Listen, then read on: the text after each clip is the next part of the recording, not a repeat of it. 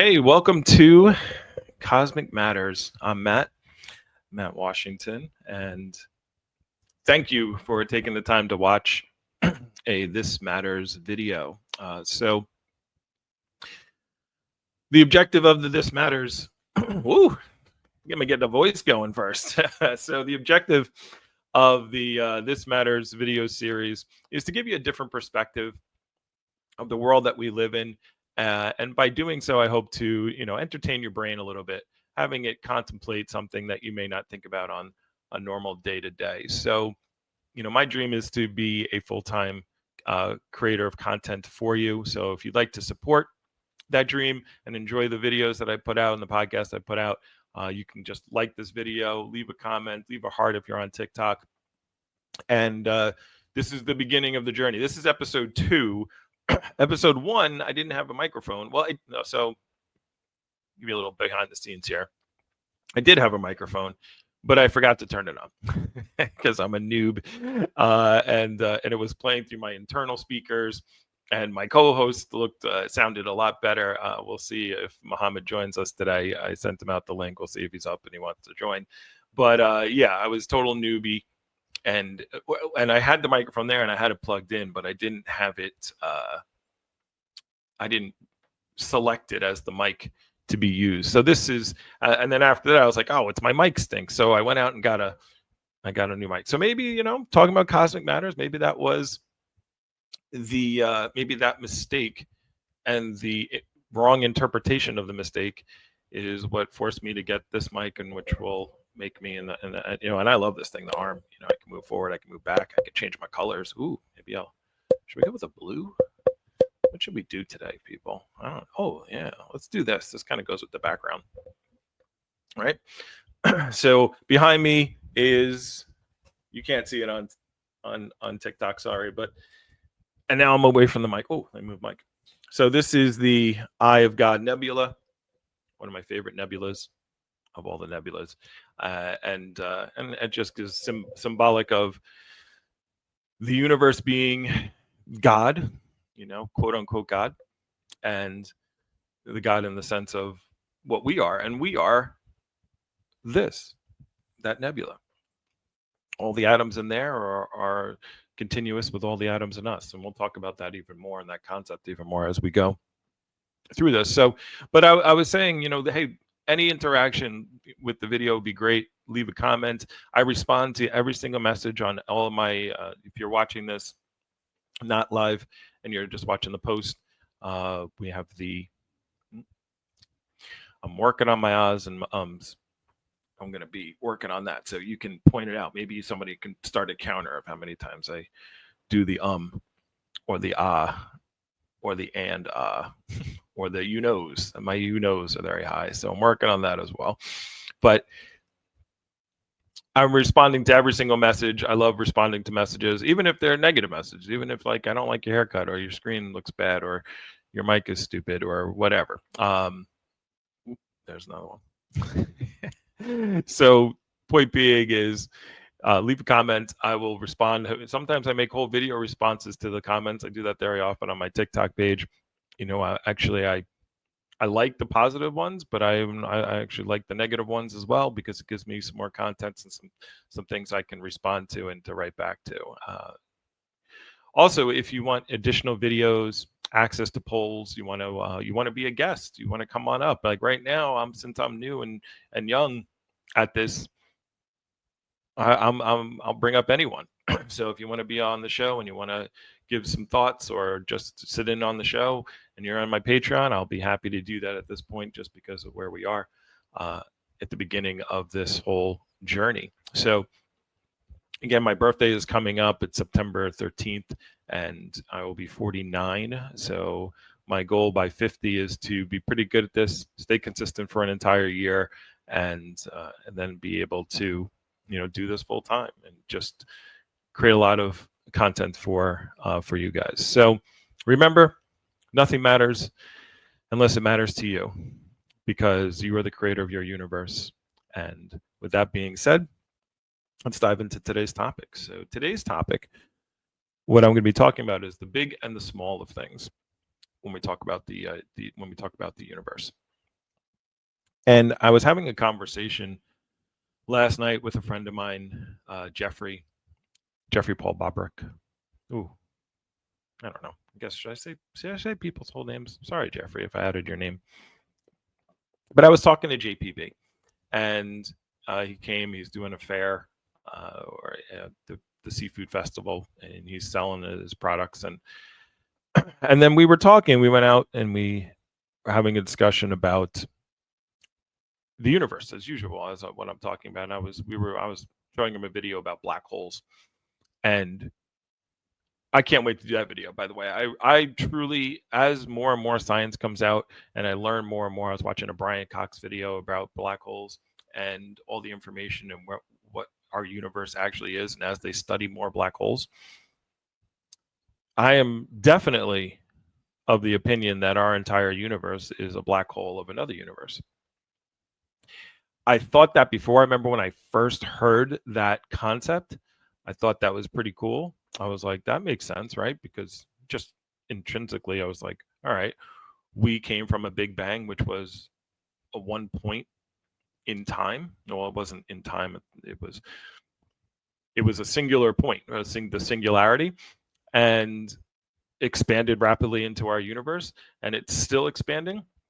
We think of the Big Bang as something that happened a long time ago, but the universe right now is currently expanding faster than the speed of light. So if something is expanding faster than the speed of light, then has it stopped banging? Pause, I guess. That's what the new kids say, right? What the youngins say these days. So has it ever stopped banging? Is it still going? The universe is still exploding. It's still expanding faster than the speed of light. So, and because it's expanding, and one of the things that they don't understand, is why hasn't gravity pulled it back in? And this is where dark energy comes from. It's the idea of like there's this energy that's making the universe continue to expand, again, faster than the speed of light. Now, people will also say like you can't go faster than the speed of light, but the speed of light, for those who don't know this, the speed of light is not some kind of speed limit. How would I explain this?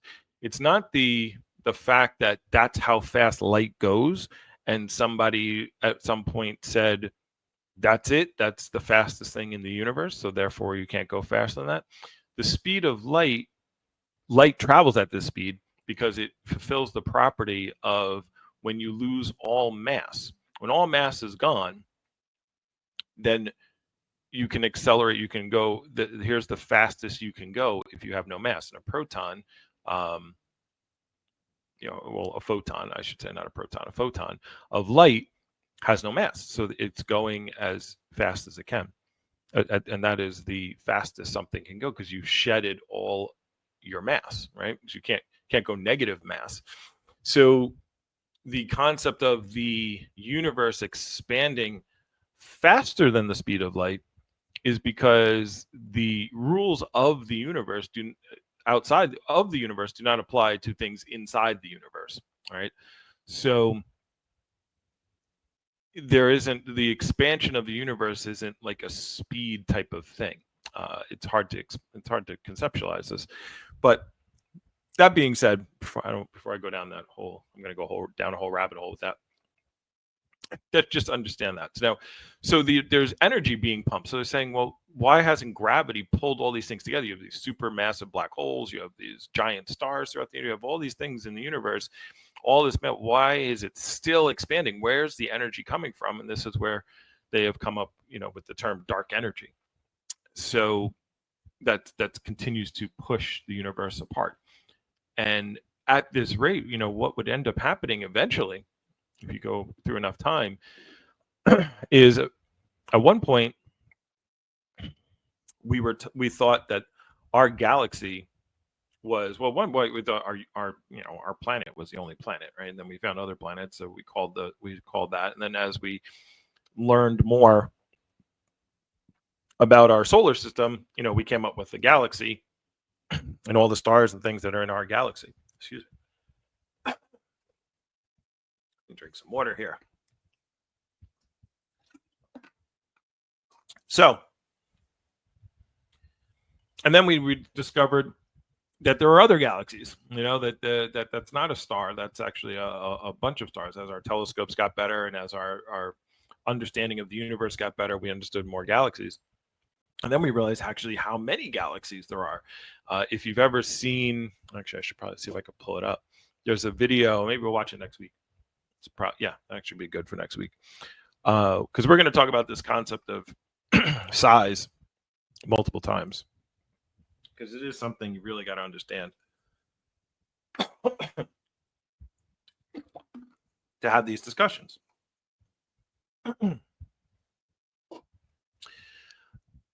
So there's something called there's a picture called the ultra deep field, and the ultra deep field is before they got the James Webb telescope out there.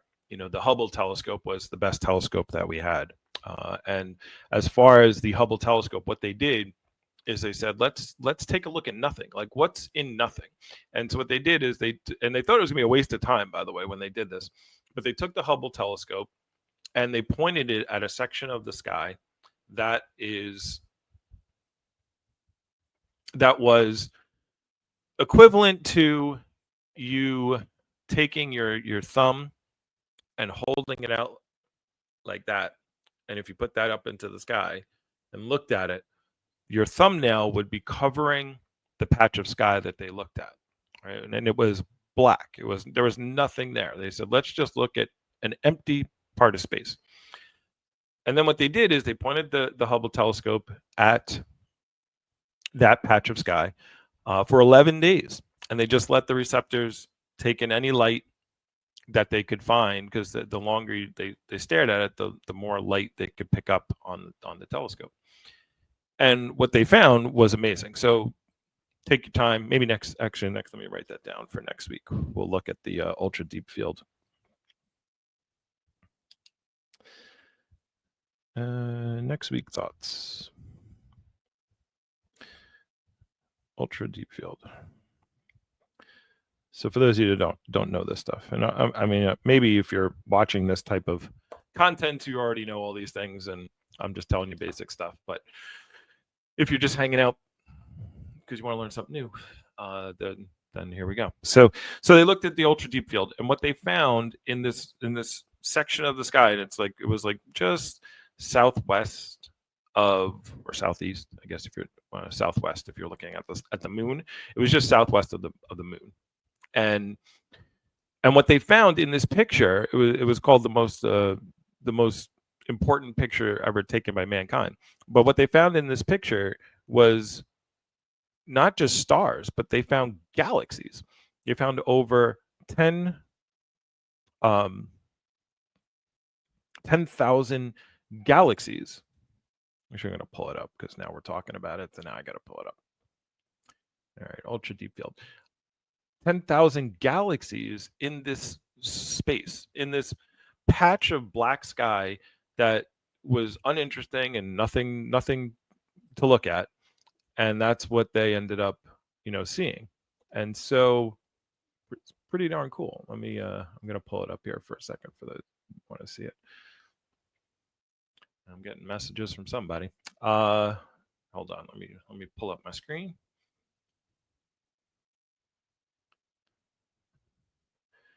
Here we go. All right. So this is the ultra deep field right here. And so you can look it up yourself here. But every single little light, every smudge, everything that you see in this picture is a galaxy. So there's 10,000 of them in this picture. And this was, again, if you took your hand like this and went like this and you put it up in the sky, what your thumbnail is blocking is these 10,000 galaxies. By the way, all of these galaxies have anywhere from a million to over a billion stars in them, right? And so just the concept here, here it is, just reading your deep field image, estimated 10,000 galaxies in this picture that they took the Hubble telescope from September 2003 to January 2004. They did this a couple times. So It's called the Hubble Ultra Deep Field. So just to think about that, right? And that many stars are in empty space. Like we look in the sky, and so supposedly, I was listening to Neil deGrasse Tyson, and he said if you look in the sky with just your naked eyes, and you're not near like New York City, you're not like a city, and there's a lot of light pollution, you could see around 3,000 stars in the night sky, and or maybe it was 1,000. I think it was 3,000 if you use binoculars, and if you use telescopes, you can see more. But you got to think of that, like 10,000 galaxies in a patch of nothing. What is actually out there? And so I guess that should lead us into our topic, the topic that I want to talk about today, which is how big and how small things are.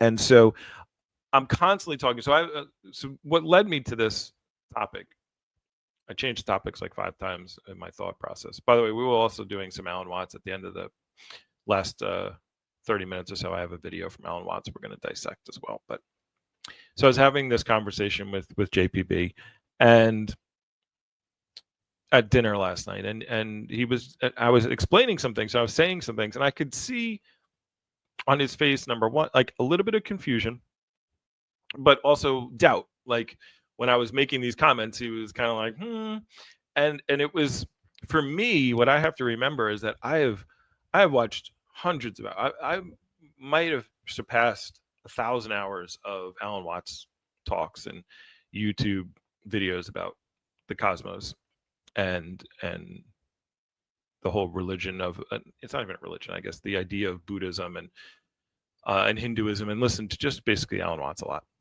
And so these concepts, what I have to remember is when I share things with other people, that they haven't spent this much time. So I'm making my conclusions based upon a lot of time spent on these subjects, and giving my conclusion to somebody who has spent zero time or very little time with these concepts and ideas. So I'm sure that if somebody said what I said to him last night, and it was me from 25 years ago, I would have had the same face. I would have been like, okay, that's nice to think about. That's a nice idea, but I don't know if that's true or not, right? Because that was the vibe that I got from him as I was explaining the whole concept of the universe is us and we are the universe, and the concept of a God being, or the consciousness, things we talked about in the last episode, last week's video. And so it annoyed me in the moment, because I'm like, why isn't he getting it? Why doesn't everybody just believe the way I believe? Because again, it's like I forget that I have to go down. We have to go down this journey to understand these things. And some people, it's not the journey that they want to go down. And that's fine. And nobody even has to believe any of this stuff. It doesn't really matter. Going back to the cosmic matters to me, right? So, and hopefully it matters to you a little bit, and understanding these concepts. So that's why I decided to go back to the beginning here and understanding just the big and small of things, because it's kind of interesting. And so I always go to the same. You probably even have heard this before, or maybe you haven't. I always assume people have heard things that I say, but the idea and the concept, because I say it a lot, is of how our mind works. Like our mind and our brains have developed through evolution to just keep us alive, right? They're just not, they're evolved to make us procreate and keep us safe, right? Which is why we have fear mechanisms, and it's not, our brains are not programmed to understand the way the world is right now.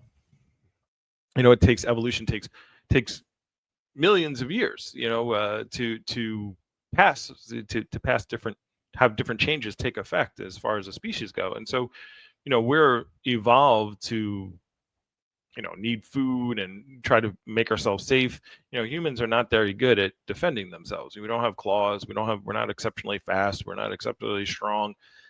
What the reason we're able to some people say, oh, it's because we're so smart that we were able to survive. And no, the reason we were able to survive is because we work together.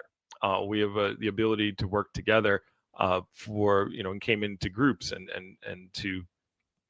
and as working together as groups, we were able to protect ourselves. And this is where, wow, this is totally off the rails here, but this is where our morality came from, right? Because things like killing someone in the group or stealing from the group or lying to the group, we see these things as wrong because if we couldn't trust the people in our group, then the group would fail and we would die. All right, so those things immediately became whatever, bad, morally bad, just because of the fact that, by the way, the lions don't care if they lie to each other, right? So they don't have the same morality as us as far as that goes, so we'll do a whole thing on morality because it always leads into some weird areas, and I don't want to go there today, this morning. But the concept that our brain evolved in a world where it's just trying to make us survive, and it's not prepared to understand things like this, like what's behind me, or the ultra deep field, or millions and trillions and septillions of things. Like we don't have to deal with even a trillion. We don't really even understand that. Like some people are talking about how Elon Musk is going to be the first trillionaire. And we don't understand really what a trillion is. There's always those videos like they take, here's what a million is, here's what a billion is, here's what a trillion is. And it just blows our mind every time because we're like, oh, like it just sounds like words. They all have illions at the end. It's just different letter on the front. How different could they be? And so, again, a million seconds. You're going to hear this if you listen to this podcast a lot. You're going to hear this a lot. But a million seconds, if you want to count to a million, it would take you 6 days. Oh, excuse me, 6 days. 11 days. Take you 11 days to get there. If you do the math, and if you said, you counted 1, 2, 3, and you counted, every second for 11 days, that's a million seconds if you do the math. So it's like, okay, well, how much is a billion seconds? Must be, and if you ask people, this is one of the things I like to do with people all the time, is I ask them, I go, how long do you think a million seconds is? And usually, sometimes they're just way off. Very rarely does somebody get it right. And even when they think about it, and then I give them the next one. Okay, well, how much do you think a billion seconds is? And they go, well, if 11 days is a million, maybe a month, maybe 2 months. Sometimes they say a year. But the answer is 31 years. So it's 31 years. So a million is 11 days, and a billion, if you wanted to count from the minute you were born, when you got to 31, you could stop counting. Then you would get to a billion. That's how much a billion is. So when you talk about millionaires versus billionaires, it's ridiculous how far away. You hear Elon Musk's favorite phrase that he says all the time is it's an order of magnitude bigger or smaller. Like so, an order of magnitude is that's what it is. Adding a zero. Well, it's not millions to billions. That's adding 3 zeros. So that's 3 magnitudes. But that concept of going from 11 days to 31 years, understanding the difference between a million and a billion, it's like I say this to people a lot. It's like, hey, if you want to get to a billion, that means you have to have 900. Think about just being a millionaire. If I'm a millionaire, I have $1 million, $2 million, $3 million. Somebody gets a sports contract for $100 million. I remember that was a big thing when Alex Rodriguez got $100 million contract, back in the day, back in the 90s. That was a lot of money. And it was like a spread over 10 years, right? So like $100 million. Well, great. Now you want to get to a billion, you have to take that contract and then, have 9 more of them, right? On top of that. And that would be a billion. So now let's go to the next level. So the next level is a trillion, right? So if a million is 11 days and a billion takes 31 years, how long would it take you to count to a trillion? If Elon's going to be the first trillionaire, right? How much is that? Well, add 3 zeros. So now you're at 31,000 years. 31,000 years. Again, it's just a number. It's just a big number, but we have to take our mind's eye and understand what that means. I mean, we're in the year 2025 right now. So that's 15 times our calendar since the birth of Christ, right? So that's 15 times that of all the things. Think of how much stuff has happened in the last 2,000 years to humanity. And now you're saying a trillion, if you wanted to count to a trillion, is 31,000 years. That's how big a trillion is, right? So our perception of this is just crazy. Even I just talked about the ultra deep field. It's like there's 10,000 galaxies in that picture. And then on top of that, each galaxy has anywhere from 1 million to 1 billion stars in it. So now you have 10,000 galaxies times 1 billion stars, 100 million, 200 million, 300 million stars. By the way, I didn't say a million. Did I say a million stars? It's 100 million to 1 billion stars in them. And again, that's in the span of your thumbnail when you hold it up. So that's just a little patch of square in space when we look at the entire sky, right? That's out there. And then not only the entire sky we can see, but on the other side of the earth, there's a whole other sky that we're not seeing. So sorry, flat earthers, it's around. So the point being is, when you think of all that, it's again putting it in perspective on how big things are and how much space there is. And we're not even there yet, right? So just trying to make sure that we understand the concepts of millions and billions and trillions. And then last week we talked about this, but I want to keep bringing it up, because last week's audio wasn't good, is the concept of miles, like how far and how big things are. So I asked Muhammad at the time. I was like, I had woke up one day and I said to myself, like, how many miles in a light year? Like, I've heard people say this thing is so many light years away, or this star is this many light years, or the universe is this many light years across. And I'm like, well, what does that mean? Let's think about that. How many miles does light travel in a year? Let's put that into concept. And so I looked it up and I said, okay, well, let's look it up. And so I looked it up. So if you had to guess, put in the comments before you before you guess. But if you had to guess how many miles that a photon of light travels in the span of a year, how much time is that? Or excuse me, how many miles is that? And the answer, by the way, is 5.88 trillion miles. Trillion, like, so remember that 31,000 I talked about? So trillion miles in 1 year. That's how fast light goes. Now, the cool thing about this that we're gonna dive into when we go into more of the time discussion is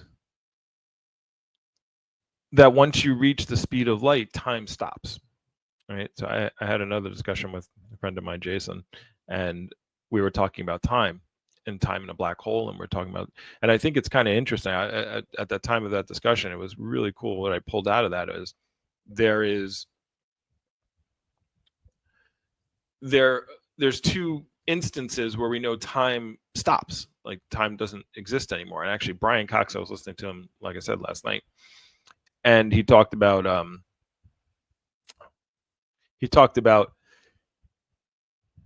in a black hole, that's the end of time. Like, time comes to a point and then it stops. Like, time doesn't exist. And in black holes, time doesn't exist because of the fact that there's no space. Right? Space and time are two sides of a coin. Right? You can't have just one side. You can't just have the heads part. You can't just have the front side of a coin. You need both sides. Everything in the universe comes in together.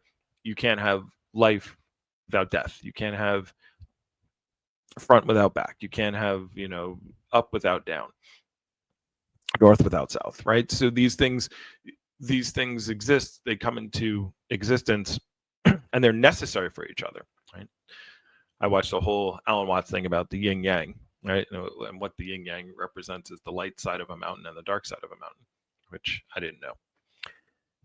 But anyway, but it was talking about how things come into existence together, and time and space are, you need both of those things, right? So if there's no space, there's no time. And if there's no time, there's no space, because you would need time. If something is apart, you need time between them to get from one to the other, for light to travel, for anything, for any kind of travel into space. So any kind of space there is, there needs to be some time. But if there's no space, if everything is in one spot, then there's no time anymore, because there's no need for time to pass, because there is no space. There's nothing. Anything that you need to do is already there. It's already in one spot, right? When you talk about, we learn in elementary school about dimensions, and when we learn math, and the first dimension is a point, right? And they say, and I never understood a point. We just kind of skim past it. I'm going to do also another podcast about all the things that we just skim past that don't make sense, but we just accept them. So a point, they're like, okay, well, the first level, the first dimension is a point, and it has no height, it has no width, it has no depth. It's just a point. That I'm like, well, then it doesn't exist. I remember even in a young age, I was like, well, how does that even exist if there's nothing, if there's it's an imaginary thing. And that's they just tell you that. They go, there's a point, and then they go onto a line. They just kind of go, meh, just forget about that concept that we just made up, and let's go to a line. And a line is something that connects 2 points, right? So at a point, there's no time. You can't go anywhere. One of the things I loved in college was paradoxes. I love paradoxes. Like, so there's Zeno's paradox. Ooh, I'm going to do a whole, getting a lot of ideas. Zeno's paradoxes. So you can look up Zeno and his paradoxes. But one of the paradoxes is that Zeno talks about is that it's impossible to move, right? It's called the paradox, the halfway paradox, or something along those lines. And the concept is what Zeno is trying to prove is that all motion, everything is an illusion, right? Ooh, I got to go back and look into the Zeno paradoxes. But all motion, he said, all motion is an illusion. It's impossible, and I can prove it mathematically. And the concept is, so you see, I wonder if I can do this. So you see there's a star here and there's a star here, right? And so between, if I wanted to go from one to the other, the fastest way to get between those two would be a straight line. But if the straight line is the fastest way to get between those two, then if this is point A and that's point B, point C would be somewhere around my ear, which would be a midpoint, right? There would be a midpoint C in order to get from A to B. Okay, well, if we have to go from A to C, then there's going to be another midpoint somewhere over here called midpoint D, right? And in order to get to A to D, there's going to be another midpoint, midpoint E.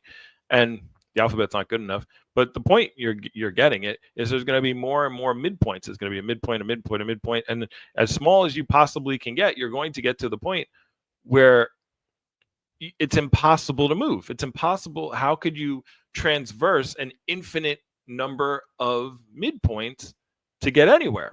Because you'd have to go through infinity, because there's an infinite number of midpoints, because a point has no height, width, or depth. It's an imaginary thing. So there's infinite numbers. So how could you possibly get anywhere? How could anything move? Right? But of course, we know in reality I can easily do that, right? But that should be impossible based on the mathematics, right? So that's one of what's called Zeno's paradoxes. He's got a bunch of them as far as those go. Ooh. Excuse me.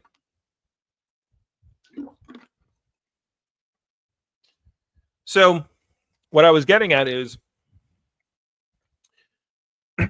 that there's no time at a point level. And in a black hole where the gravity is so dense that everything goes to one point, then time would stop inside that. So everything being at one spot is a time that a spot where time stops. But as I was just talking about before, the light traveling at the speed of light, when you reach the speed of light, time also stops. Like time, so there's something called time dilation. And again, by the way, I'm not a physicist, and I'm not, if I'm saying something wrong, feel free to jump in my comments and yell at me. But this is my understanding as a normal non-physicist person. but but as far as this goes, when light, when you go to the speed of light, time stops. And so the concept of these, for example, these stars that are floating around my head that you can't see on TikTok, unfortunately. But the light, somebody has probably told you at some point in your life that when you look into space and you're looking at stars, that you're actually you're looking into the past, because it's taken, those stars are light years away, and so it's taken basically light a million years, 10,000 years, however far away the stars. So, like, for example, the closest star to our star, the closest star to us is obviously the sun. So the sun, for example, when you look at the sun, you're looking into the past, because it takes the light 8 minutes to get from the sun to your eyeball. Right. So you're looking in the past. So you're looking 8 minutes into the past when you're looking. By the way, you're always looking into the past. Every when I'm looking at my hand right now, my hand, yes, it's my perception, my mind has not evolved to see any difference in time from when I move my finger like this, and from the actual movement of my finger to when that light that bounces off this light that hits this, that goes into my retina, that goes to my brain that says, oh, my finger is moving. In that amount of time has passed.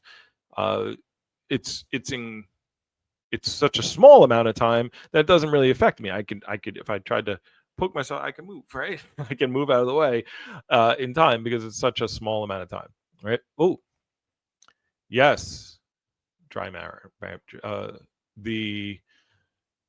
Then there's entanglement. Yeah, I can't even get to entanglement. We're at episode 2, but yeah, entanglement's a whole nother thing. They were talking I might even we're gonna watch eventually that video with the Brian Cox, and he talks about how the inside of the black hole and the outside of the black hole, that there's a wormhole inside. Like, people, like, my conception of a black hole is, because it's like there's a certain amount of space that the black hole is taking, and then there's the event horizon, and things fall into the black hole, and then as they fall to the middle, and in the middle, that's where the point exists, right? That's not how it works at all. And they talked about, it's a really interesting video, and he just talks about how, like, there's probably a wormhole in the middle of the black hole, because what you're seeing on the edge, there is no, like, center of the black hole, because all of the information that goes into the black hole, due to the Hawking's radiation, gets immediately put to the outside of the black hole. Yeah, too deep for episode 2, right? And he talked about, there was also this whole concept I was watching about entangled particle. You mentioned entanglement, in that there's, what if 2 atoms get entangled and one goes into the black hole and one doesn't, right? Where does it go? And can something in this universe then affect what's going on in the black hole, right? Sorry, I got to move around a little bit here. So this whole, entanglement's too much. It's too much for my brain, and for this one. So we're gonna try to keep it simple, mind-blowing today, that at least I can try to understand. And the funny thing is, nobody understands this stuff. They're still writing papers about black holes. They're still trying to understand these concepts, because we aren't evolved to try to figure this out. Like, we don't need to figure this out. This is kind of why I do Cosmic Matters and all of this matter stuff. It's thinking about things that exist, but we don't need to think about. And honestly, we don't need to think about anything, So the things that are important I don't know why my maybe I get closer. I don't know why my shoulders keep disappearing into my screensaver, but oh, I got some more hearts up here. Thank you for the hearts on the live. Appreciate it. Appreciate it. Appreciate it much. Hey, Millie J. Yeah, I am. I'm into solar. We're talking about stars right now, and we're talking about the big and the small. Let me move my thing closer to me here. So I'm on YouTube Live. This is, by the way, every just to throw every Sunday from 10 to 12 doing Cosmic Matters. I'll be live on TikTok as well, just so you guys can watch here. But if you want to watch the actual videos that we're going to share are on YouTube under Philosophy Man 76. So you can check us out there, and you can check out my Patreon, which is This Matters, patreon.com, This Matters podcast. So yeah, so let me get back to time stopping. So as far as time stopping, so now you have time stops when you're going as fast as you possibly can. And when I talk about, yeah, so that's what I was getting at. So when you're looking up in space and you're seeing stars, you're looking into the past. When you're looking at the sun, you're always looking into the past. But the sun is far enough away so that actually it takes 8 minutes for the light from the sun to reach your eyes. But the concept there is from the perspective, that's from your perspective, from the perspective of the photon, of the light that's leaving the sun, it hits your eyes the minute it's created. There's no time passes because it's traveling at the speed of light. So it doesn't take 8 minutes to the photon. It takes 8 minutes for you because you're not traveling at the speed of light. But it takes 8 minutes it takes no time for the photon to get to you. And that's not just the 8 minutes from the sun. Now you talk about like the next closest star to us after the sun, which is Proxima Centauri. So that is 4.24 light years away, right? So what does that mean? So what that means is it takes 4.2 years for that light traveling at the speed of light to get to your eye. So if you looked at Proxima Centauri in the sky, you're looking you're looking basically 4 years in the past, right? Because it's the speed of light. So you're looking 4.24 years into the past of what that star looked like when that light left it. Now, we can't even see detail in the star. So for us, it's just a shiny little thing in the sky. But you're looking 4 years in the past, right? So the farther you look in the universe, the more we're all looking like this nebula doesn't look like this anymore in our time. This is what it looked like when all the light left this nebula millions of years ago, right? Because we'll get to that next. But the concept of, so when we think about time, the faster things go, time slows down, right? This is when we look at our phones, for example. Our phones are coming from satellites, and the satellites are traveling very fast around the Earth. That's why they're orbiting the Earth, because they're traveling at very high speeds. So because they are traveling at very high speeds, their time is dilated and their time is different. So you have in your phone, the time that you're seeing, they actually have a calculation and they adjust the time so it doesn't mess up your clocks, as far as that works out. So my shoulder keeps disappearing in my background. I'm going to have to do a different background next time around. So as far as it keeps, so time dilation is a real thing. So then what is the real time? Like, I always hate when I watch a movie and they talk about, and there's aliens. Like, I'm watching Resident Alien right now on Netflix. Is it Netflix? I think it's on Netflix, right? Or Peacock, one or the other. And they talk about years. Like, the fact that they call themselves aliens it just shows our hubris as a species. It's like aliens would come here and call themselves aliens.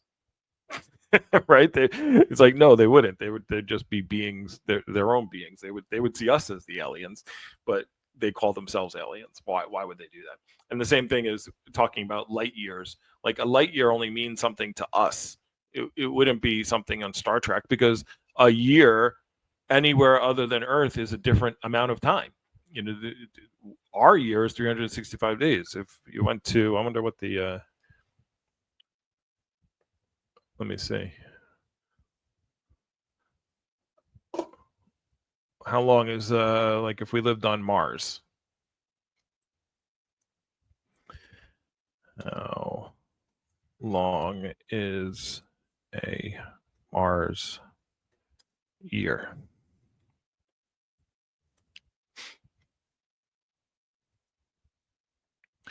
So a Mars year is 687 days, right? So it would be like 2 years for us, right? Almost, a little bit more than that, right? A little bit more than 2 years. So the point being is, so what is a light year then? A light year to them is different than a light year here, right? So the concept that other species, other things on other planets would use the word light year, it wouldn't make any sense unless you were human, and we're humans talking to other humans, so we say these things and just attribute it to aliens and whatever else is out there. But all right, I'm on another tangent. Point being, the idea and the concept of time stopping, right? So to the photon, even though it's traveling hundreds of thousands of light years, and by the way, when we say, I always like to try to, again, perspective. It takes hundreds of thousands of light years for some of this light to get to us, millions in some cases. A light year is 5.88 trillion miles, right? so if it's 4 light years away, so if we talk about like Proxima Centauri, that's 4 light years away, and light travels 5.88 trillion miles in a year. Now you're looking at that star is 24.9 trillion miles away to the next closest star. I'm slowly getting eaten by the universe on my it's driving me insane. Maybe I might do. Oh, maybe it's because it's the mic stand that's doing it. Beautiful. All right, so that's a little bit better. Hopefully, you can still hear me pretty well. So,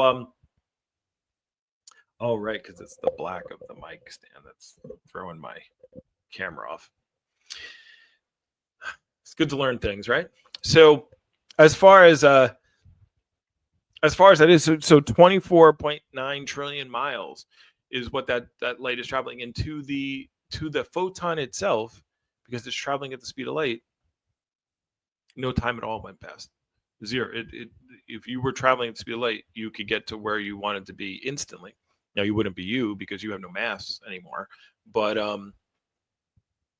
yeah, that's just crazy, right? It's just crazy thinking. I had an idea for a book. I remember I was telling Muhammad about this, and I said, how cool would it be, or like if you write a story about humans who learn how to use like a wormhole or something, where they travel to another star, another galaxy, another planet somewhere, and even though they could get there through the wormhole and back through the wormhole, so much time would pass between those. Like if they went to a planet that was 100 light years away, by the time they got back, it would be 100 years later. Right? So even if they could get there, when they come back, the universe is still moving around, and 100 years would have passed. This is like from Interstellar, right? And it's like, what would that be like? It's like you go somewhere, you hang out, and you come back, and 100 years has passed on this planet, and your child is dead, your great grandfather or grandmother, as far as that works. So, and if you go even further, it's like you would come back thousands of years later. So we think of, again, time for us is different. So everything is relatable. This is the whole concept of the cosmic matters, right? Of this matters, is that it only matters to you. Nothing matters unless you make it matter, because everything in the universe you are creating yourself. And this is more of a concept that we're going to talk about as we go down the line. But all these illusionary concepts, space, time, distance, your ego, all these things they're not real. They're not, they are the universe playing a game on you. And that's more philosophy stuff, and it's where we'll go down. And this is again what I was trying to explain to Jeffrey, and it's just it's a facade. It's a facade of the universe saying, I just want to play a game for a little bit, and that game is we're going to call Matt, or we're going to call you, or we're going to call Dry Mariner, or Millie J, or all right. I don't want to go down that road. I've gone on enough tangents to lose my way already. So let me backtrack a little bit more. So here's what I wanted to do. So our perception number. So I went through the whole millions, billions. For those of you that weren't here, again, a million. If you wanted to count a million seconds, it would take you 11 days. If you wanted to count a billion seconds, it would take 31 years. If you wanted to count to a trillion seconds, it would take 31,000 years. And then there's things in the universe called septillions, and it gets bigger and bigger. I think I think the biggest number that officially was used is something called a Googleplexus or Googleplex, if I'm correct. And I think it was like 10 with a million zeros. I don't know. Why am I trying to? We have the internet. What is the biggest number? Now, obviously, we know infinity can go on for bigger, but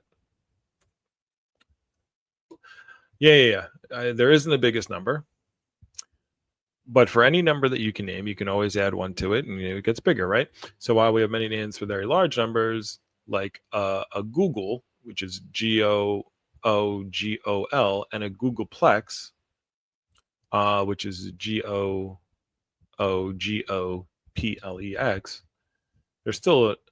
they're still finite numbers, right? Yeah. So how big is a Googleplex? A Google is 10 to the 100th power, and a Googleplex is 10 to a Google. So 10 with 100 zeros is a Google, and a Googleplex is 10 to 10 with 100 zeros on top of it. Whatever. I think that they come up with the number. I think like in order to officially be a number, it has to be actually used for it has to be used in some kind of mathematical equation to do something. Like it has to be a relevant number. So I think that was like the biggest one by 100 zeros, right? So we're just talking about a trillion. A trillion is 10 followed by how many zeros? 1, 2, 3, 4, 5, 6, 7, 8, 9. So 8. So that's we're just talking about 8 zeros. So, and we're baffled by how big that is, and these other numbers are existence. And the reason why these numbers are in existence because, all right, so let me explain where this came from. So I used to do these talks with Muhammad.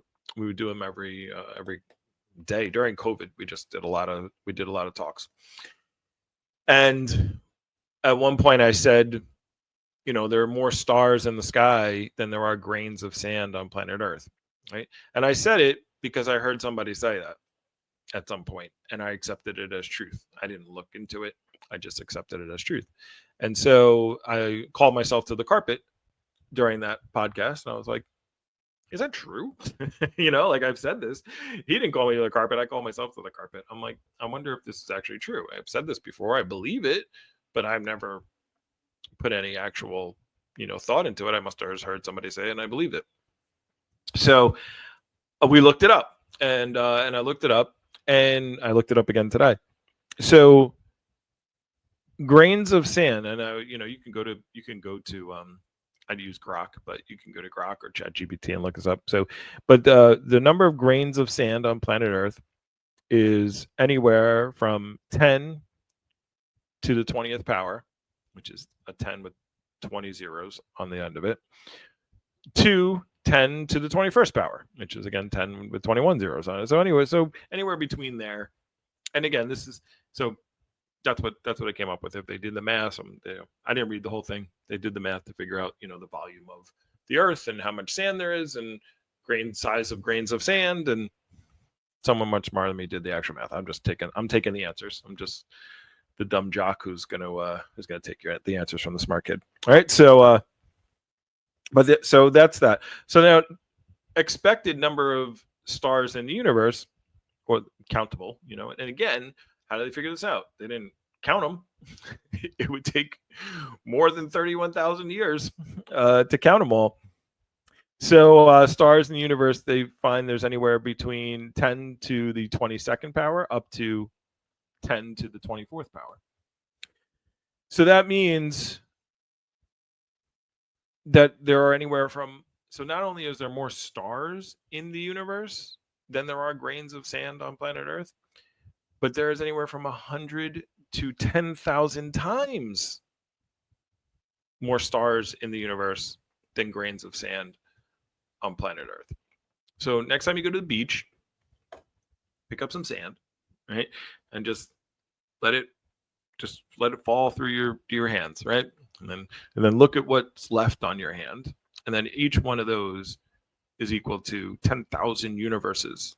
Excuse me, 10,000 stars. 10,000 universes. It's 10,000 stars that are in our universe, which is in the middle of a black hole. But that's a whole nother. Actually, we're probably on the out. After I thought we were in the middle of a black hole, but now after listening to Brian Cox yesterday, I think we're on the outside of a black hole that's expanding. Right. Still working on that hypothesis. So I'm going to put more time into it. But anyway. So yeah, go to the beach, do that if you're somewhere where you can get to a beach, and then just think about every grain of sand being 10,000 stars.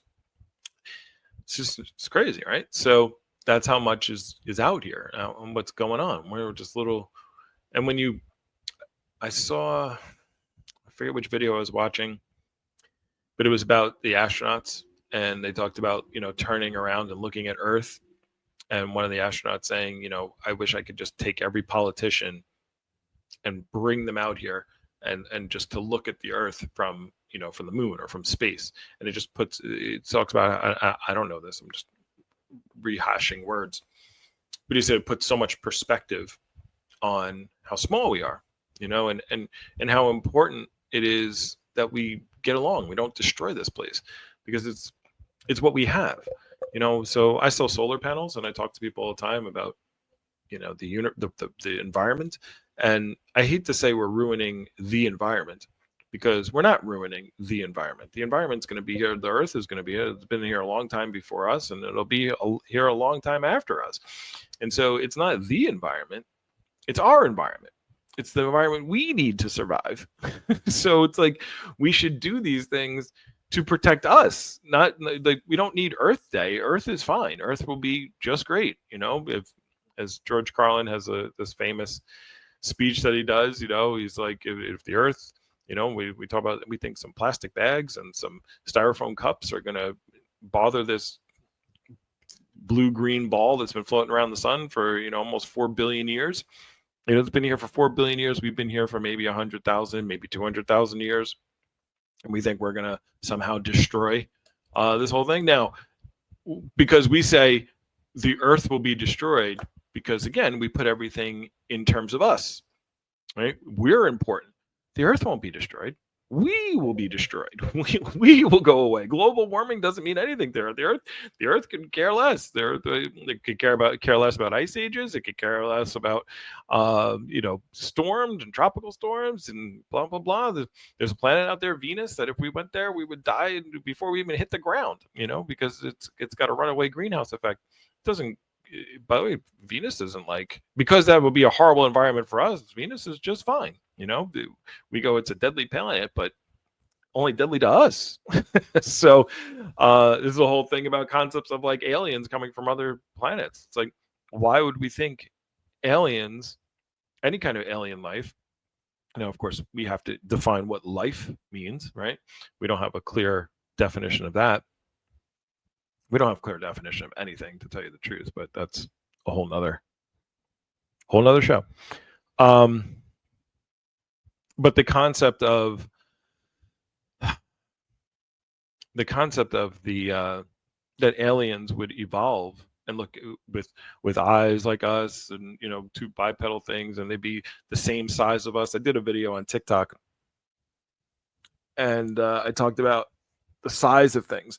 Like maybe like there's a star. It's I think it's Orion's shoulder, left shoulder, called Betelgeuse. And I wish I had the notes in front of me, but I can go to the internet. How many suns can fit into Betelgeuse? So Betelgeuse, it's not Betelgeuse. I think it's Betelgeuse or whatever.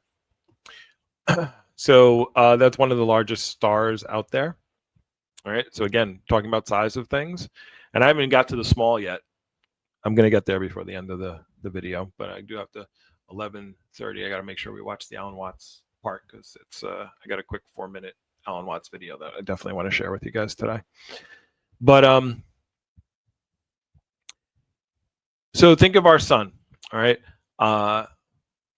and how big our sun is. We're trapped in the gravity of our sun, and we don't really get it. But you can fit close to 2 million Earths into our sun, into the volume of our sun.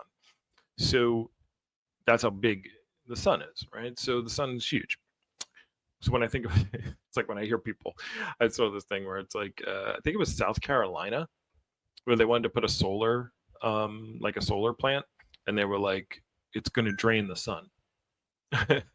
And it's like, is it really? Like, you really don't understand the concepts of how big the sun is and how big the earth is. Like, the sun puts more energy on the earth in 1 hour than all humanity uses in an entire year. All right. So we just have to collect it. Everything we need is given to us by the universe. We need food, we need water. Water is the most abundant thing on this planet. Food just grows out of the ground. It's like we can eat so many things. Energy, if we need energy, like we get energy from everywhere. We can tidal energy, sun energy, wind energy. We can use waves. We can use obviously fossil fuels, nuclear. Like there's so much energy, but we're like, oh, it's scarce. Like we need to do this. And so it's just crazy to think about. But that's a whole nother show. We're not going to go into all that. But the point being is, what was my point? Oh, suns, right? Man, so many tangents I go down. So 2 million Earths can fit into our sun. So how many suns? Soul, SOL. How many suns can we fit? I didn't even think of that. Soul. We call the sun soul. SOL, right? So thinking of that as the soul. How many suns can fit into Betelgeuse?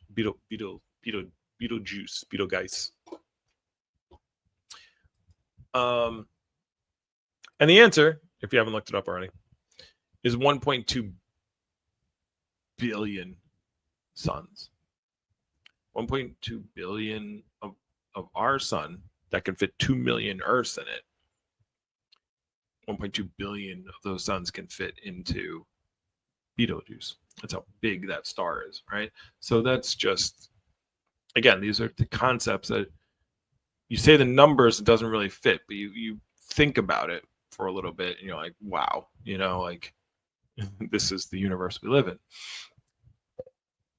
But it's only big compared to, like, because we compare it to us, right? We're comparing it because we're important, right?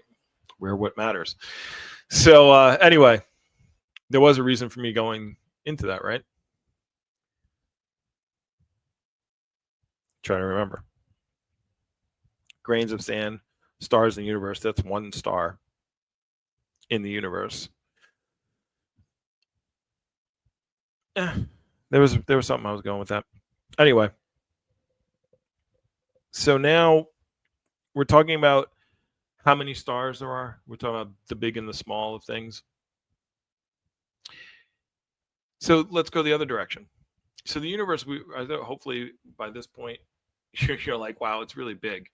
Because we're just talking about all the things in the universe. Think about how much space there is between those things. Like there's just the empty amount of space. You know, the stars give us realization that let us know that what's going on in the space. Like I was talking about earlier in the podcast, I was talking about how space is expanding at the speed of light, and at some point it's expanding in all directions at the same time. So at some point we won't actually be able to see, because space is expanding at the speed of light. That means all the galaxies are spreading apart from each other at the speed of light, or faster than the speed of light. Because so if that's actually happening, so like we don't actually know how many stars there are in the universe, because the universe is, there's things that have passed, they're so far away from us that the light, because the universe is expanding faster than the speed of light, the light from those stars or galaxies can't get to us, because they're too far away. If they're too far away, so the light that's traveling towards us can't get here fast enough. Like because the universe is expanding faster than the light is traveling towards us. And so as the universe continues to expand, this was the concept of one of the ways that they think the universe could potentially end is heat death, because basically it keeps expanding to the point where everything just goes out. The entropy of the universe goes away. But the concept is, as time goes on, we won't be able to see any more galaxies, because as more and more things pass, as it keeps expanding outward, things keep expanding past that, I don't want to call it an event horizon. I want to just call it the edge of the universe, where light can't reach us anymore. So even though it's as fast as light goes, if that galaxy now goes past that threshold, we can't see it. So it's actually going to get to a point. Now this will be billions of years in the future, but and maybe trillions of years in the future. But it will get to the point where, if humans are still a thing, or whatever it is that's living on this planet, if the planet's still here by that time, we wouldn't think there was any other galaxies. We would think our galaxy is the only galaxy, because when we looked in the sky, even if no matter what instruments we had, we wouldn't see the light from these other galaxies, wouldn't reach us anymore, because they're too far away. And the light is not, the universe is expanding faster than the speed of light for that light to reach us. And by the way, if you keep going down that path, eventually we get to the point where even all the other stars in our universe, or excuse me, in our galaxy, in the Milky Way, would be so far away that the light from those stars, and we would just think, oh, there's one star, ours. And eventually, as those things keep spreading out, we wouldn't even get the light from our sun anymore. So, and then, by the way, then if you keep going, then obviously we would lose all the planets, and we keep going, and we would lose.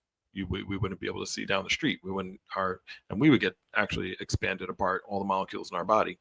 But anyway, that is our body would be the entire expanse of the universe. It's just can't think about it too hard. Anyway, so before I get to Alan, I'll come up with this last point. So we looked up the grains of sand, we looked up the stars in the universe, and there's 100 to 10,000 stars for every grain of sand on planet Earth. But then I heard Neil deGrasse Tyson talk about something, and he said something about a glass of water, and he's like, so we're talking about the big, and how big everything is, and how much space there is out there, and trying to conceptualize it in this evolved, ape brain that we got. But then you go to the small. How much is in the other direction? So no matter how many stars we're talking about in the universe, so then I looked up atoms, right? Because we talk about atoms a lot. Water is H2O, right? What is H2O? It's 2 hydrogen atoms and 1 oxygen atom. And we talk about those things in the same way we talk about big numbers, we talk about small numbers, like atoms. Yeah, you go and uh, I had a one of my representatives, one of the guys who used to work for me, my coworkers, John Bradley. John, miss you, buddy. So he was the valedictorian at Stony Brook, and back in 1999, a long time ago, and I remember him doing. He's a doctor now, and I remember him doing organic chemistry, and he was walking around with all these wood balls and sticks. Pause, right? So, and he was talking about making covalent bonds, and doing all the different things, learning all the carbon, all the different ways that carbon folds to make different proteins, and blah blah blah, and DNA and RNA and all that stuff, right? So, doing orgochem, right? And we take a water. It's like, oh, it's the 2 hydrogens and 1 oxygen, and that's what that is. And we talk about atoms and molecules in the same way we talk about stars. We know they're small, but how small are they? So we talked about, so there's more stars in the universe than there are grains of sand on planet Earth. But then if you want to go the other way, this is what Neil said, and then I looked it up because you can't trust anybody.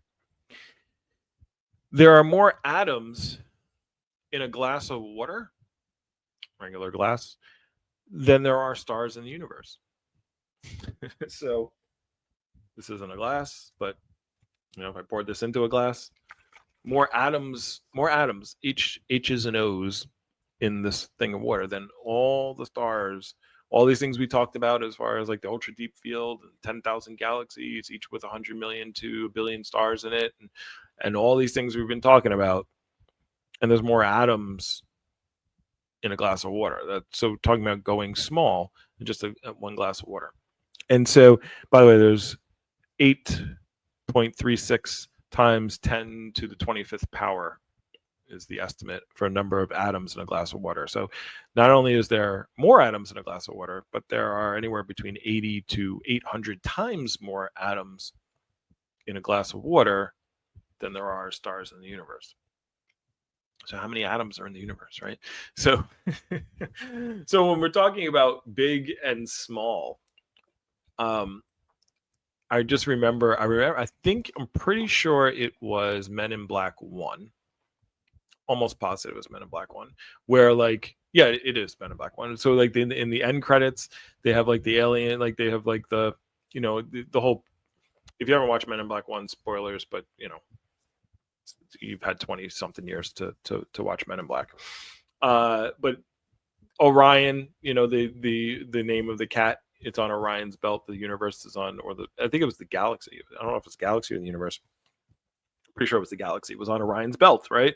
And the concept was that Orion, the cat, had a collar, and on it was like a universe inside a little ball, marble that was in there.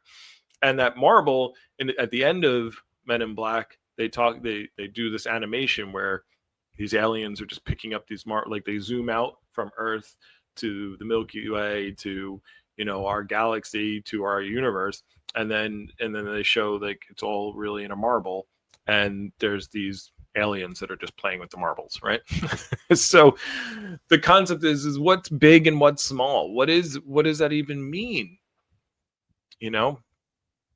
Alan talks about how wood wouldn't be hard unless there's soft skin to feel it. Like the concept of something being a tree being hard, the concept of something being hard has to have something soft to pull out that concept. If there was no soft skin, there would be no hard wood. All right. So as far as the tree bark goes. So the whole concept that we're getting at, and I'm hinting at, I'm not really spending a lot of time today, but we will be talking more and more about, and as we go into this concept with Alan Watts, is that, and the whole reason why we're calling this the This Matters series of podcasts, and this is the Cosmic Matters one, is it only matters to you. Like everything, when we look, we are creating everything that we see. All these big things, all these small things, all these atoms are in you. All these atoms make up the universe. What is the difference? There is no difference. Neil deGrasse Tyson does this whole thing where he talks about you are made up of the same elements, chemically the same as the universe. So there's no weirdness. There's no. He talks about when I look up, some people when they look up in the sky and they start thinking about these things that we talk about, they feel small because the universe is so big. But he talks about, by the way, you can look up this video. It's called "The Most Amazing Fact." I think it's what it's called by Neil deGrasse Tyson. But he says he looks into the sky, and people, when they look in the sky, they feel small because the universe is so big and they're small. But he's like, but I feel big. He's like, I feel there is no difference between me and these things because we are made up of all the things that are out there, and out there doesn't mean anything. We're floating around in the out there. We just feel like we're not. We feel separate. And when we finally get to the concept of we're not separate, we're not different. All the atoms that I'm breathing in and breathing out during this podcast have traveled out into the atmosphere and have gone and someone else has breathed those things in, and it's created a part of them. And some of them are going to go out into space. They're going to escape the trajectory and go into space. And so what is the difference? What's the difference between you? So if the sun is bright, it's because it's only bright because I have eyes that are taking in those sun rays. And so I'm making the sun bright. I'm making the light happen. Because if I didn't exist or you didn't exist, then it wouldn't happen, right? So we are the creators of everything. We are making these things happen. And the universe, which is us, which is not like a separate entity, is just enjoying this. It's enjoying the game. There's so much stuff. Actually, you know what? Let me stop there. Not stop the podcast, but I think this is a perfect time to go into the Alan Watts video. So I'm going to share, because I'm there. It's funny that this just took me naturally through my incoherent babblings. Well, coherent babblings. The path is kind of taking me down to this concept of the video that we're going to watch. So I'm going to pull it up. Do that. Hold on.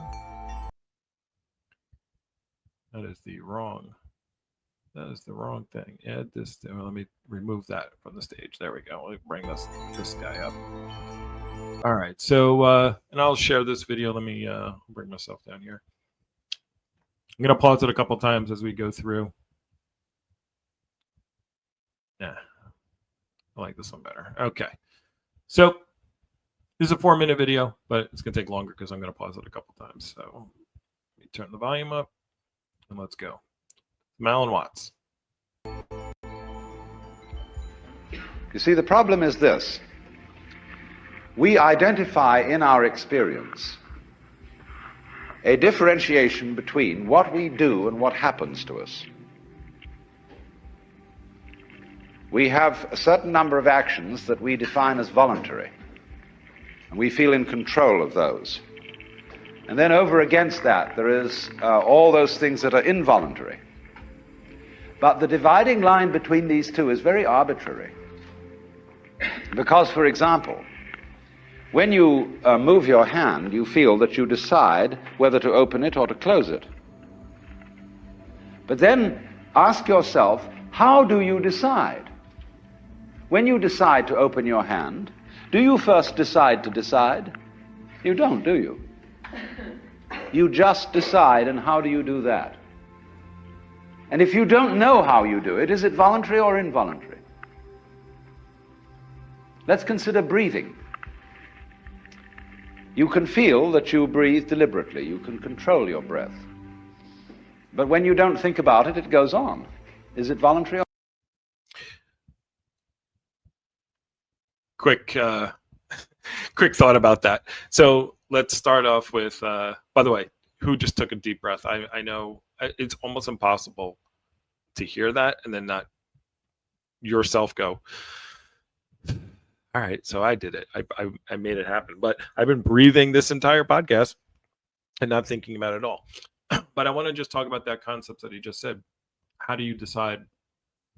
How do you decide to decide? Where does that decision come from?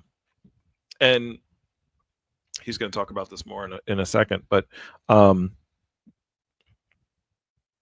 thought process. Sorry, it's another caught myself. We do all these things and we don't understand. So I was talking about how you're shining the sun, which Alan will probably say as well. And you're doing these things, and the universe is laughing at you, right? Your true self in the background is watching you try to figure this stuff out, but it already knows. You already know. And this is why things that matter only matter to you. Like, you're creating this because of the fact that you, the small you versus the big you, is just a version of the big you. Everything that we do, we don't know how we do it. I do not know how I am saying these words right now. I don't know where they're coming from. I don't think about them before I say them.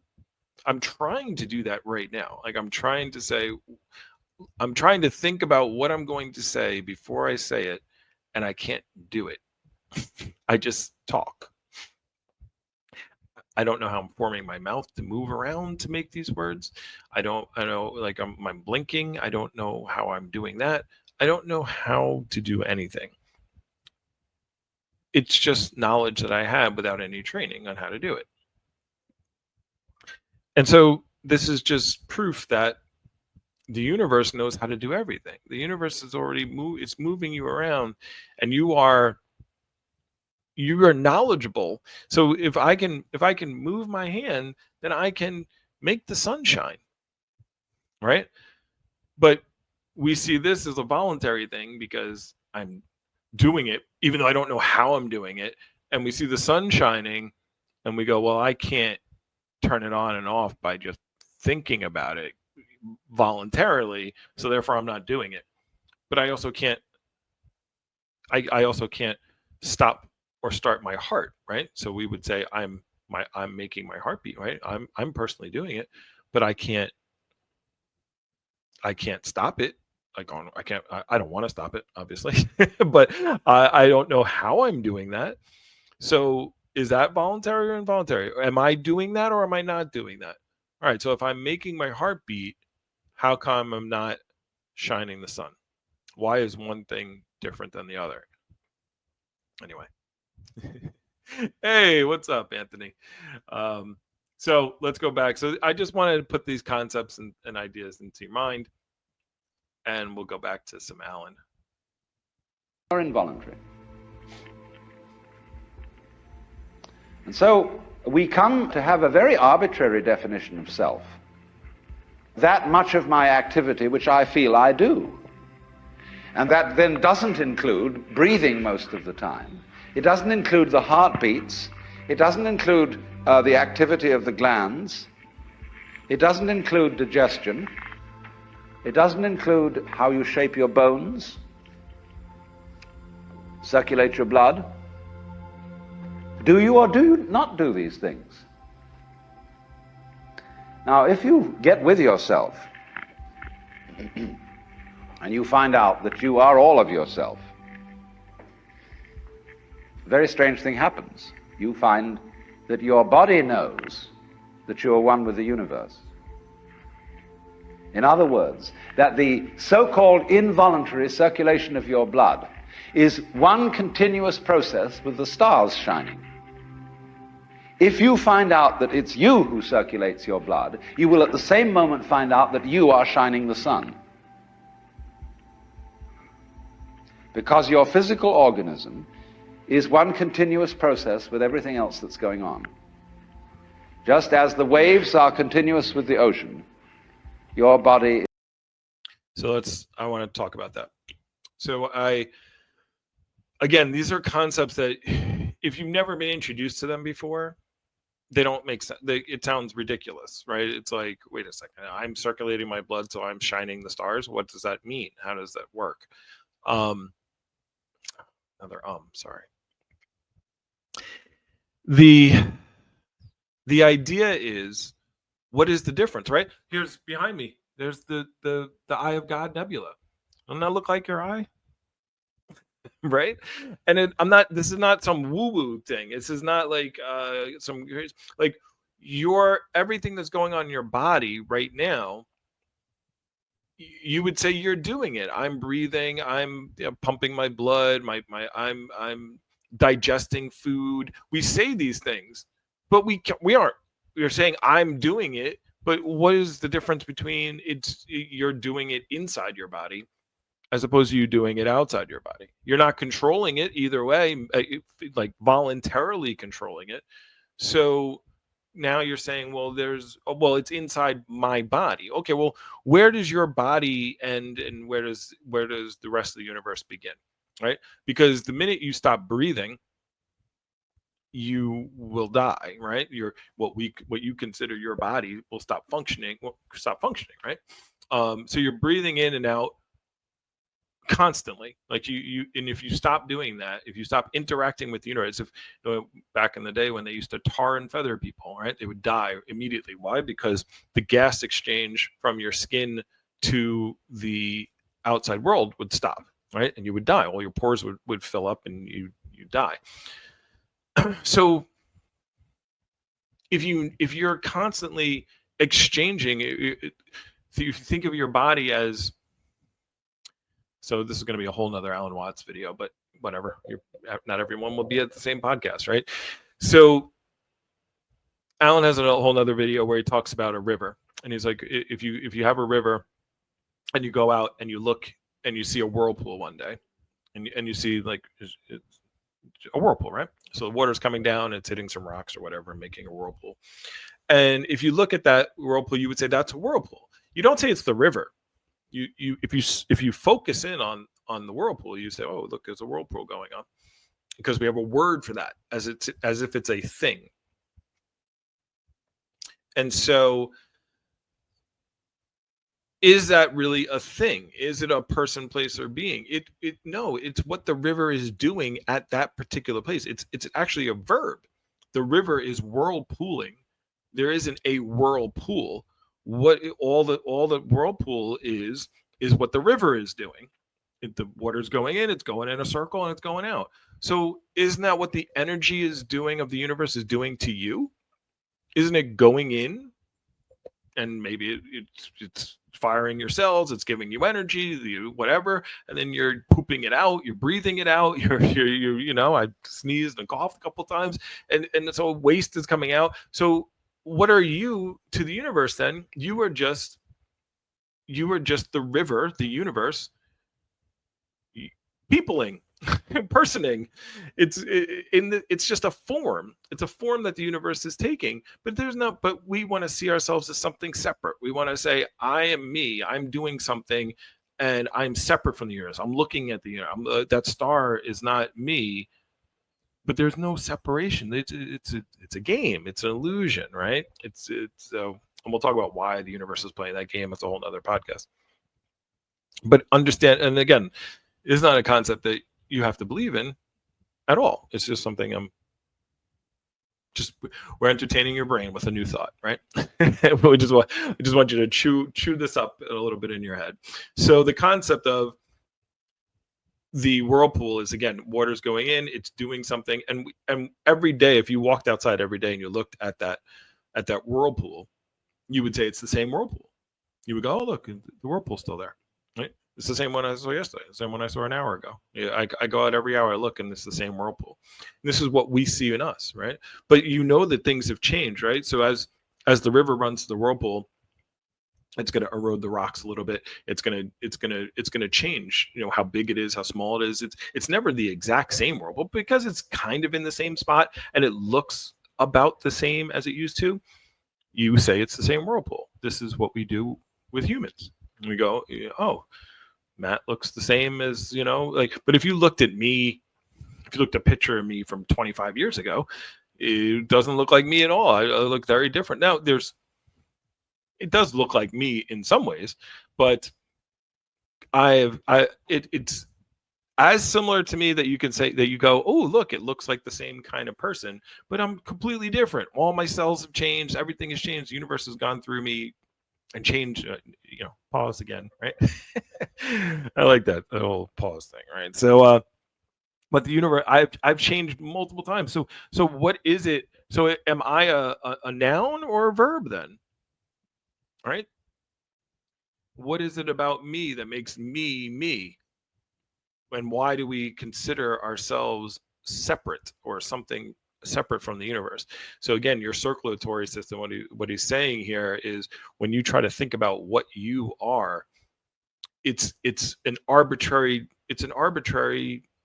discussion. You make up some things that you say make up you, and you're not including everything that's you, and that's fine.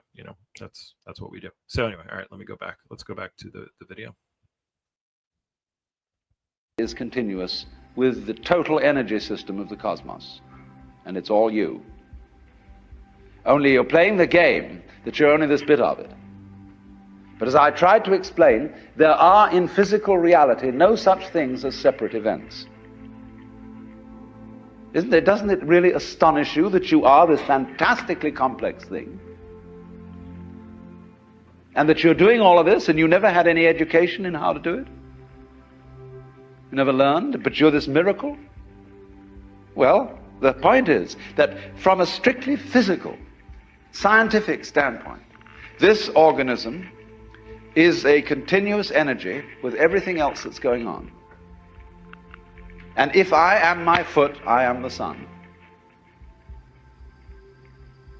Only we've got this little partial view. We've got the idea that, no, I'm just something in this body, the ego.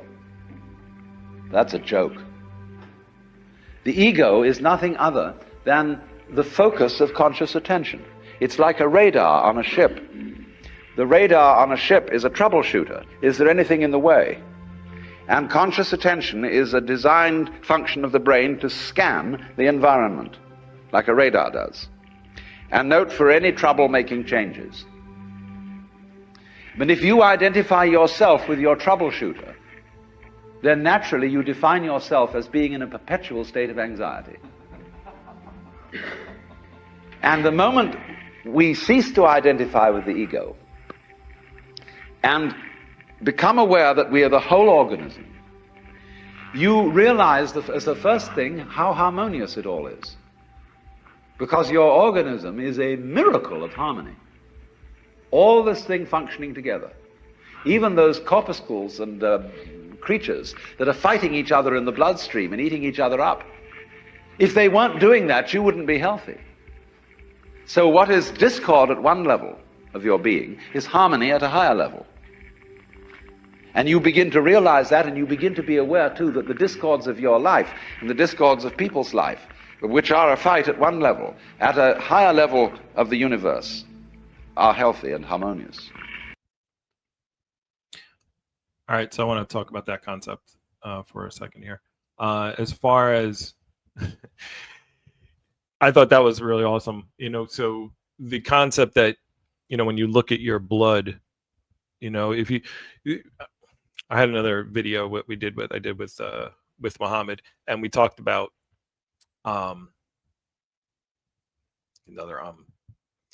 we talked about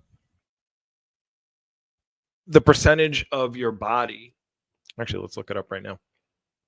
That is actual human, right? So we would say we are human because we have human DNA, right? We have the DNA, creates amino acids that then shape our body and make us who we are, right? And that's so we're human. But I'm going to ask how. Oh, well, let's see. What percentage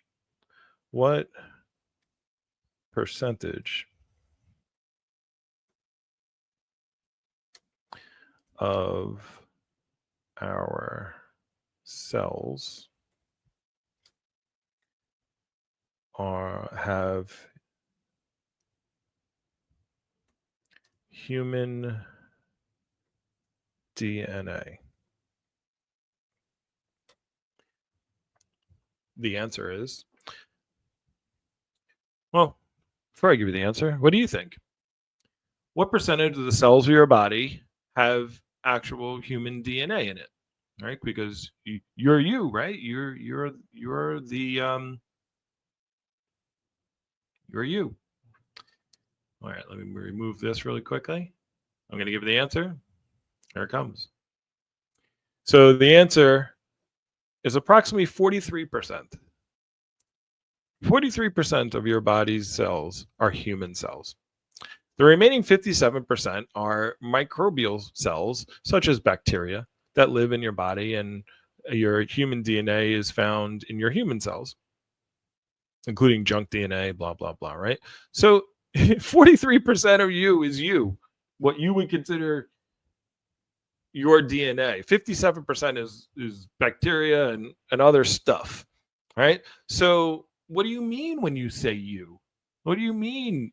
Oh, it's ridiculous to say you are shining the sun. You are the same as the universe. I'm me. Well, what are you talking about? What is this you that you're referring to?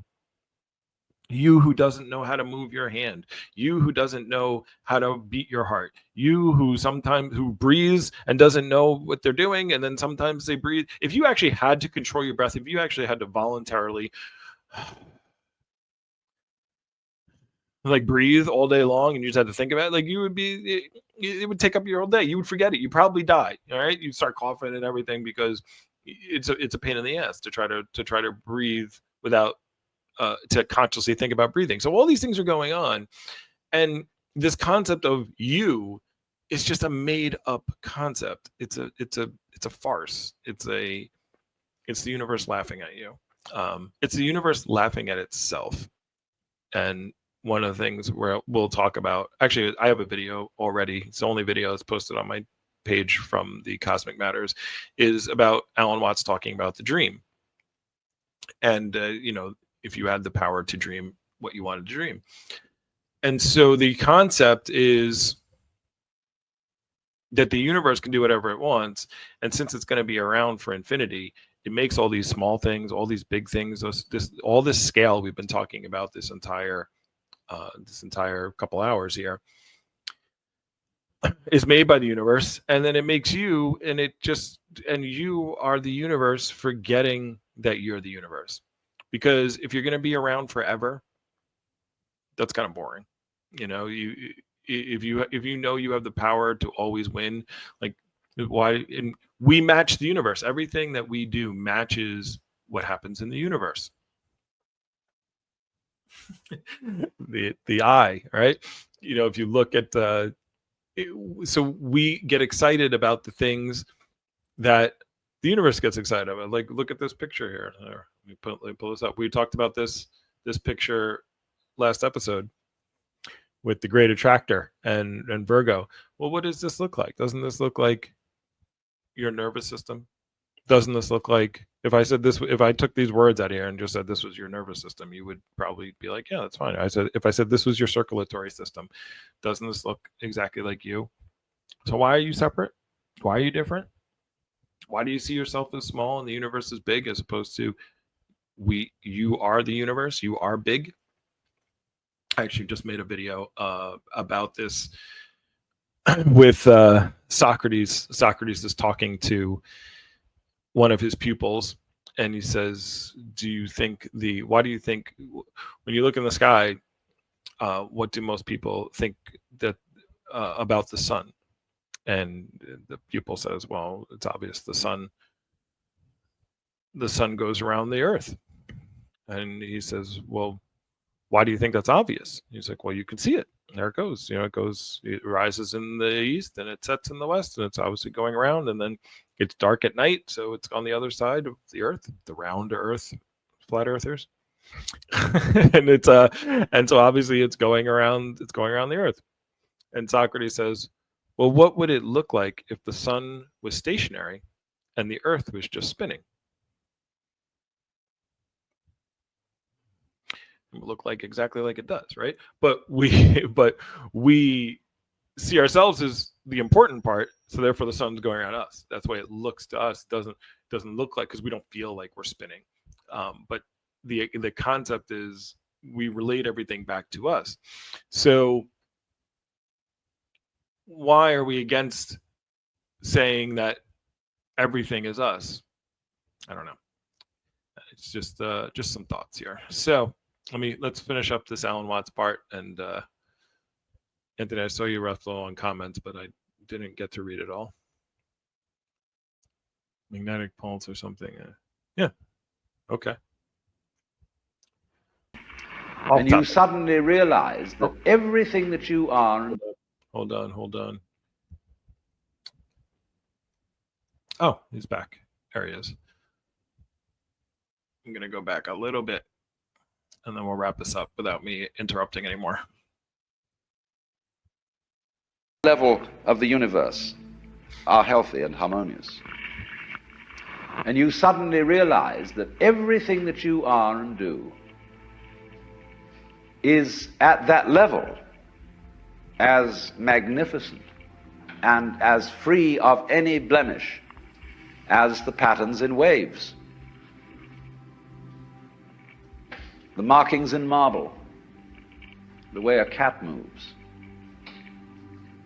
and that this world is really okay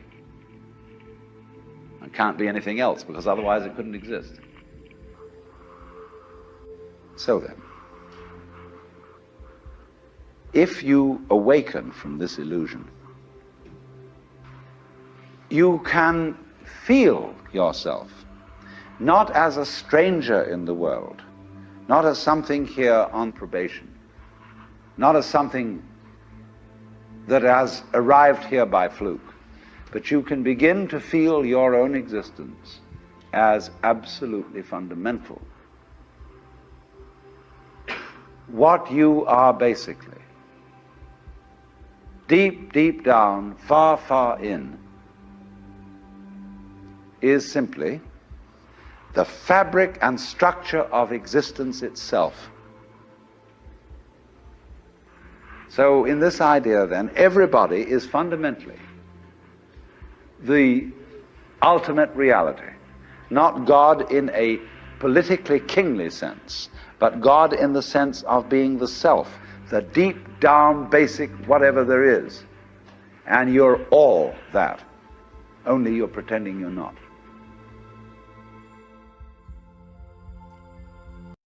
All right. So that being said, hopefully this concept sunk in a little bit more. It's something to play with. Again, who knows if it's right, if anything's right. You know, we're just trying to figure it out. That's what we're doing. And talking about you are the same as the universe. We do the same things that the universe does. The universe is literally like, we love examining ourselves, right? You know, you get a bump on your arm, you're like, look at this bump, look at this, it's a little discolored. And you know, you get a pimple, you're like, oh man, what's it like? What's it going to be like to squirt it? Should I what is it, pinch it? Should I not? You play with it, your tooth moves around, you're like, oh, look at this, you know, and you're playing with it. So we're fascinated by ourselves, and that's what the universe is. The universe is fascinated by itself, and the only way it can look at itself is through us, right? Like how amazing this is. And so take the time, and this is why it matters, you know, because it's what the universe wants. It wants this, all the trials and tribulations. And one of the things that was just said in that video is all of the, you know, we sit around, we wish for you know, world peace. You know, I wish everything was harmonious. But maybe that would be bad for the universe. Maybe just like they talk about, like in your blood, and you have this fight that's going on in your system all the time. Where if you took a magnifying glass and you put your blood under magnification, you saw all the things going on, red blood cells, white blood cells, and different bacteria, and all the things that are happening without your knowledge, and you feel healthy. And all that conflict that's going on, you know, if you watch, you know, I talked about the size of the atoms, but like you get a little cut or an infection or something, and how like what that battle is like. Okay, that's keeping you healthy. All that fight and strife is you healthy at this level of magnification. And we'll do a whole video about this. But so maybe all of the turmoil and strife that's going on this little tiny planet is what is important for the universe to be healthy and in whole. And so the idea, again, not to go morbid or anything, but is that, we're all going to pass away, we're all going to die, right? But do we really die? Do we really go anywhere? And when you say we, I am going to die, what does that really mean if we don't even know what I is, what you are? If we don't have a good definition for that, what do you mean that you're going to die? If you does the whirlpool actually die when you look in a river, or does the whirlpool, is it just not, is this the river doing something else and the whirlpool has gone away? We still say the river is there, right? We don't say the river is dead, but the whirlpool has just gone away. And all I was a verb, the river the river whirlpooling. And so all you are is the universe mewing, or you might mattering in that sense. So the little you.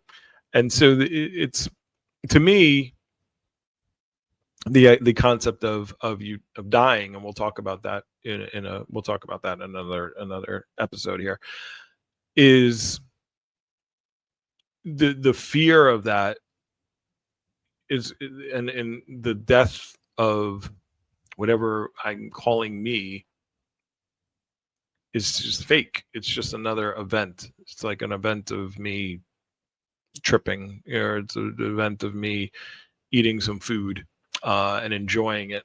It's just another event of me, because me is the entire universe, and the universe wants to do something. It just wants to enjoy itself because it's going to be here forever. And so what does it do? It creates a whole bunch of little people on this particular rock.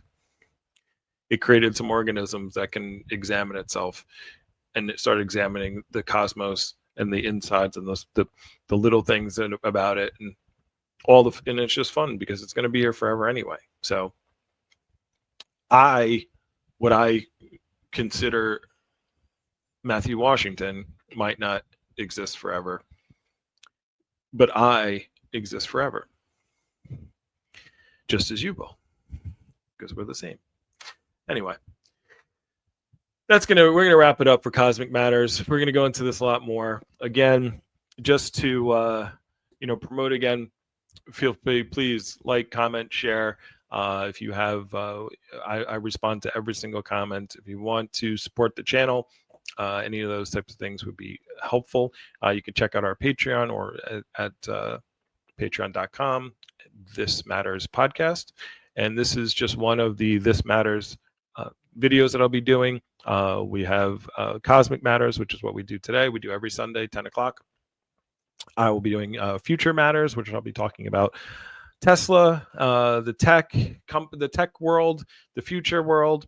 We'll talk about some SpaceX, some AI, all that type of stuff. That's what the Future Matters is. We'll be talking about where humans are going in general, as far as that goes. I'll be doing some Money Matters talks, which we'll be talking about finance and wealth building. We'll have the You Matters, or You Matter, which we'll talk about health and personal development. And then if you want to jump on the Patreon, you can see some Matt Matters, just like my personal life, if you want to find out a little bit about me.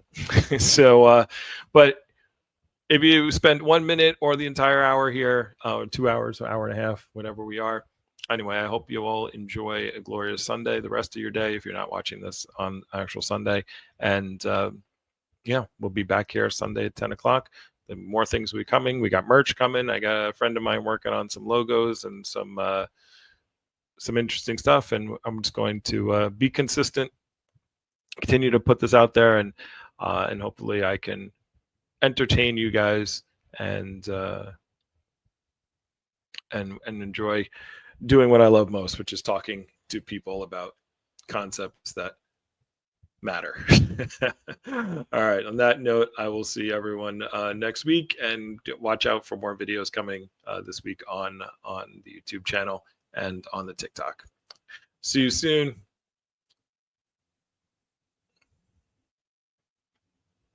All right. So let's end.